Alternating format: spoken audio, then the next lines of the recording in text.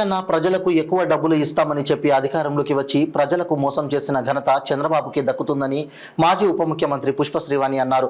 జగన్మోహన్ రెడ్డి 14 లక్షల కోట్లు అప్పు చేసి రాష్ట్రం శ్రీలంకన్ చేశారని చంద్రబాబు చెప్పారు. కానీ ఇప్పుడు చంద్రబాబు 7 నెలల్లో చేసిన అప్పు 1,19,000 కోట్లు. మరి దీనికి ఏమంటారని ఆమె ప్రశ్నించారు. సంపద సృష్టించి రాష్ట్ర ప్రజలను అభివృద్ధి చేస్తానన్న చంద్రబాబు 7 నెలల్లో అప్పు మాత్రం సృష్టించారన్నారు. 7 నెలల్లో 1,27,000 కోట్ల అప్పు దేనికి చేశారో చంద్రబాబు చెప్పాలన్నారు. తల్లికి వందనం, ప్రతి మహిళకు 1,500 ఇస్తామని చెప్పి ఇప్పుడు రాష్ట్రం అప్పుల్లో కూరుకుపోయిందని అనడం ఎంతవరకు సమంజసమని ప్రశ్నించారు. ఎన్నికల్లో ప్రజలకు డబ్బులు ఇస్తామని ఆశ చూపి అధికారంలోకి వచ్చిన తర్వాత చంద్రబాబు చేతులు ఎత్తేయడం అన్యాయమని అన్నారు.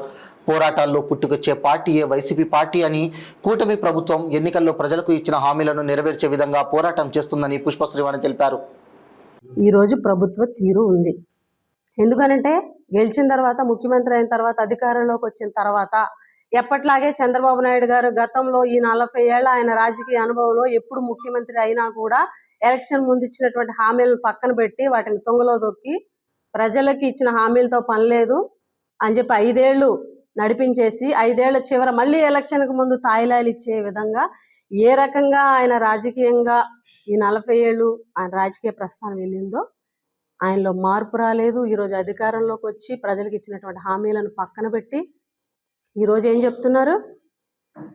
రాష్ట్రం అప్పుల పాలైపోయింది, రాష్ట్రం దివాలా తీసేసింది కాబట్టి ఈరోజు మళ్ళీ రాష్ట్రాన్ని గాడిలో పెట్టి అభివృద్ధి చేసిన డబ్బులతోటి సంపద సృష్టించిన తర్వాత ప్రజలకు ఇచ్చినటువంటి హామీలు, సంక్షేమ పథకాలు నెరవేర్చగలను, లేకపోతే చెయ్యలేను అని చెప్పేసి ఈరోజు చంద్రబాబు నాయుడు గారు నిస్సిగ్గుగా చేతులు ఎత్తేయడం మీరు అందరూ కూడా చూశారు. సృష్టిస్తాను, ఇదే కదా ఎలక్షన్ ముందు చెప్పినటువంటి మాట. ఎలక్షన్ అయిపోయి అధికారంలోకి వచ్చిన తర్వాత చంద్రబాబు నాయుడు గారు ఈ 7 నెలల్లో చేసినటువంటి అప్పు 1,20,000 కోట్ల రూపాయలు. మరి ఆయన అప్పు చేస్తే మీరు సంపద సృష్టిస్తామని చెబితే మీరు సృష్టించాల్సింది సంపద కదా, మరి మీరెందుకు అప్పు ఈరోజు 1,20,000 కోట్లు 8 నెలల్లో తీసుకున్నారని మేము ప్రశ్నిస్తున్నాం. మీరు ఎలక్షన్ ముందు ఇచ్చినటువంటి హామీలు సూపర్ 6, తల్లికి వందనం, 20 లక్షల ఉద్యోగాలు, లేకపోతే నిరుద్యోగ భృతి 3,000 రూపాయలు, అదేవిధంగా దీపం పథకం, సిలిండర్ ఇస్తాను, ఉచిత 3 సిలిండర్లు ఇస్తానని చెప్పి, ఉచిత బస్సు ఇస్తానని చెప్పి, తల్లికి వందనం అని చెప్పి ప్రతి ఇంట్లో చదువుతున్న ప్రతి బిడ్డకి 15,000 రూపాయలు ఇస్తానని చెప్పి, ప్రతి మహిళకు 18 ఏళ్ళు నిండినటువంటి ప్రతి మహిళకు 1,500 రూపాయలు ఇస్తానని చెప్పి, ఇలా సూపర్ 6 పథకాలు ఎలక్షన్ ముందు చెప్పి మేము సంపద సృష్టించి ఇవన్నీ చేస్తామని గతంలో చెప్పి ఈరోజు అప్పులు చేస్తూ ఇప్పుడు మళ్ళీ ఎటువంటి ఆర్థిక సంక్షోభం లేకుండా, కరోనా లాంటి విపత్తులు ఏవి లేకపోయినా కూడా ఈరోజు వచ్చిన 8 నెలల్లోనే పథకాలు ఇవ్వాల్సి వస్తుందని, హామీలు నెరవేర్చాల్సి వస్తుందని ఈరోజు కట్టుకథలు చెప్పి జగన్మోహన్ రెడ్డి గారి మీద నింద వేసేటువంటి ప్రయత్నం చేస్తే ప్రజలు నమ్ముతారనుకోవడం మీ అవివేకం. జగన్మోహన్ రెడ్డి గారు ఇచ్చిన హామీ కోసం ప్రతి ఒక్క హామీ ప్రజలకు నెరవేర్చాలా? ఖచ్చితంగా మేనిఫెస్టో అనేది ఒక భగవద్గీతగా, ఒక బైబిల్గా, ఒక ఖురాన్గా భావించి ప్రతి ఆఫీసుల్లో కూడా మేనిఫెస్టోని పెట్టి ప్రజలు ప్రశ్నించే విధంగా ఏ హామీని నెరవేర్చకపోయినా ప్రశ్నించండి అని ప్రతి ఆఫీస్లో పెట్టారు. ప్రతి ఇంటికి కూడా మేనిఫెస్టో పెట్టారు. అంత గట్స్ ఉన్న ముఖ్యమంత్రి జగన్మోహన్ రెడ్డి గారు ఈరోజు మీ మేనిఫెస్టో ఈరోజు గ్రామాల్లోకి వెళ్తే ప్రజలు ప్రశ్నిస్తే సమాధానం చెప్పే పరిస్థితుల్లో మీకు క్యాడర్ ఉందా? సమాధానం చెప్పండి.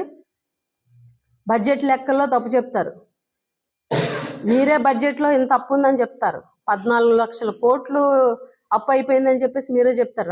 రాష్ట్రం శ్రీలంకగా మార్చేస్తున్నారు జగను, సంక్షేమ పథకాలు ఇచ్చేసని చెప్పేసి. జగన్మోహన్ రెడ్డి గారు ఏ ఆటంకం లేకుండా సంక్షేమ పథకాలు ఇవ్వడం జరిగింది. ఇయర్కి 70,000 కోట్ల రూపాయలు ఖర్చు జరిగింది. ఒకసారి చూడండి. మహిళలకి ₹1 ఆదాయం ఈ ప్రభుత్వం నుంచి ₹1 కూడా ఏ పథకం రూపంలో రాకపోవడం వల్ల వాళ్ళు ఎన్ని బాధలు పడుతున్నారు, వాళ్ళు ఎన్ని ఇబ్బందులు పడుతున్నారు వెళ్ళి చూడండి. ఈరోజు తెలుగుదేశం ప్రభుత్వానికి, కూటమి ప్రభుత్వానికి మేము ఒకటే చెప్తున్నాం. జగన్మోహన్ రెడ్డి గారు ఒక బటన్ నొక్కి 2,70,000 కోట్ల రూపాయల సంక్షేమ పథకాలని 5 సంవత్సరాల్లో నేరుగా ఒక బటన్ నొక్కి నేరుగా బెనిఫిషరీస్ ఖాతాల్లోకే వేశారు. ఇదే చంద్రబాబు నాయుడు గారు ఎలక్షన్కి ముందు ముసలామె కూడా నొక్కేస్తుంది బటను, జగన్ నొక్కడం గొప్ప ఏంటన్నారు. మరి ముసలామె నొక్కేస్తుంది అన్న బటన్ ఈరోజు మీరు నొక్కడానికి ఎందుకు అంత ఇబ్బంది పడుతున్నారు? బటన్ నొక్కడం అనేది ఎంత కష్టం ఇప్పుడు అర్థమైందా చంద్రబాబు నాయుడు గారు? 3,33,000 కోట్లు అప్పు చేసిన జగన్మోహన్ రెడ్డి గారు ఈరోజు 5 సంవత్సరాలు జగన్ ఏం చేశాడంటే 2,70,000 కోట్ల రూపాయలు నేరుగా డీబీటీ ద్వారాగా పథకాల రూపంలో వేసాడని చెప్తాం.